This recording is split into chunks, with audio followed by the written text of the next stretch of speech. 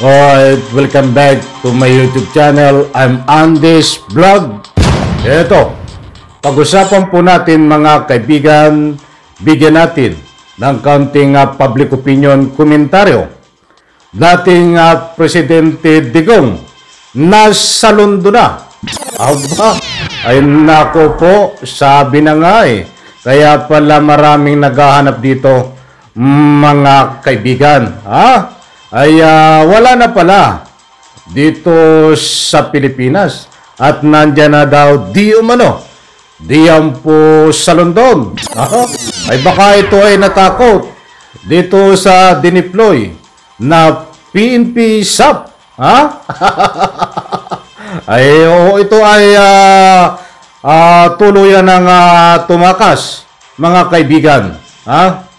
At yan pong lahat at marami pang iba ang ating tatalakayin.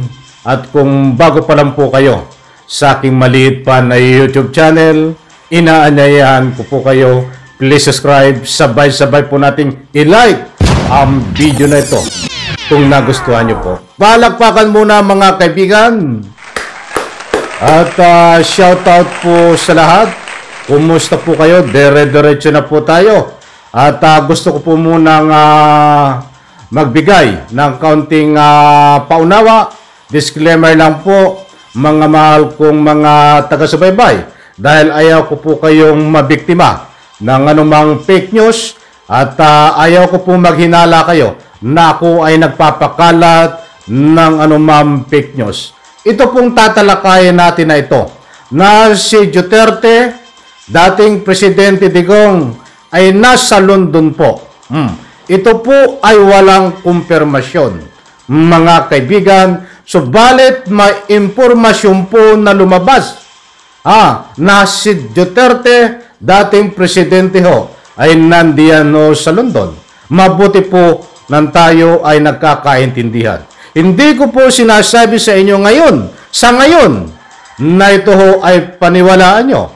Ang purpose ko ho dito ay maihatid sa inyo ang impormasyon na walang kumpirmasyon pa na maibahagi ko po sa inyo, mga kaibigan. At para naman sa lubos nyo pong pangunawa at nang hindi po kayo mabiktima ng anumang fake news, but bibigyan po natin ng kaunting komentaryo.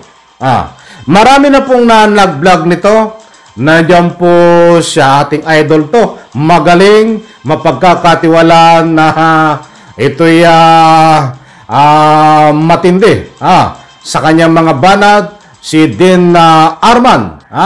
Shout out sa sir. Mark Ramos, nandiyan din po. Na-vlog na din. Itong si Coach Jared. Shout out po sir. Sa mga nabanggit kong pangalan na mapagkakatiwalaan po, hindi nagpapakalat ng fake news, ay maraming salamat po sa inyo at shout out sa mga impormasyon ho na binahagi nyo. Datapwat sa puntong iyan ay bibigyan po natin na walang po'y kaunting komentaryo. Muli ko pong inuulit bago po tayo magpatuloy, ito pong sinasabi ko na tinatalakay po natin ngayon na itong dating Presidente Digong ay nasa London na, may impormasyon ho na nandoon, but wala pang kumpirmasyon. But ang gagawin po natin ngayon ay bibigyan po natin ng kaunting komentaryo na naaayon po dito sa title natin. Na po'y si Duterte ay nasa London. Naku po, anong ginagawa nito sa London? Ngayon mga kaibigan, ako din ho ay hindi naniniwala na nasa London itong dating Presidente Digong. Dahil iniintay ko pa po ang kumpirmasyon. Kahit alam po natin na talagang nasa London siya, ay gusto ko po ng matibay na ebidensya at kumpirmasyon mula dito sa nagbigay ng impormasyon. Yun ang gusto ko pong ipunto. Dahil bahagi po ng ating programa bilang nagbibigay po ng public opinion komentaryo, anumang impormasyon po na lumalabas, ay pwede po tayo magtalakay, but wag po natin sabihin at magkumpirma tayo kung wala pang kumpirmasyon. Ano po ang gusto kong ipunto? mga kaibigan. Isang halimbawa ay nandyan ho talaga. Isang halimbawa na nandyan ho sa London. Habang naghihintay po tayo ng matibay na kumpirmasyon, ay dito ay sasabihin pa lang po natin isang halimbawa na nandiyan sa London nga, si Duterte, na ang katuwiran kaya nandun ho sa London ay magpapagamot. Naniniwala po ba kayo na ito ay nagpapagamot, mga kaibigan? Ano po ang sakit niya? Baka kamumura. May gamot ba dito para ikaw nga sa sakit na pagmumura? Baka yun ang pinapagamot niya. Dahil hindi ho malayo, mga kaibigan. Bagamat walang pang kumpirmasyon, ang sasabihin ko nga like for example, if, di ba?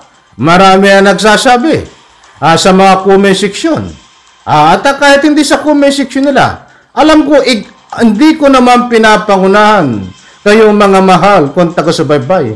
Yung iba, ang opinion po nila. Alam ko ang opinion nyo. Baka ito ay tuloy na talagang tumakas.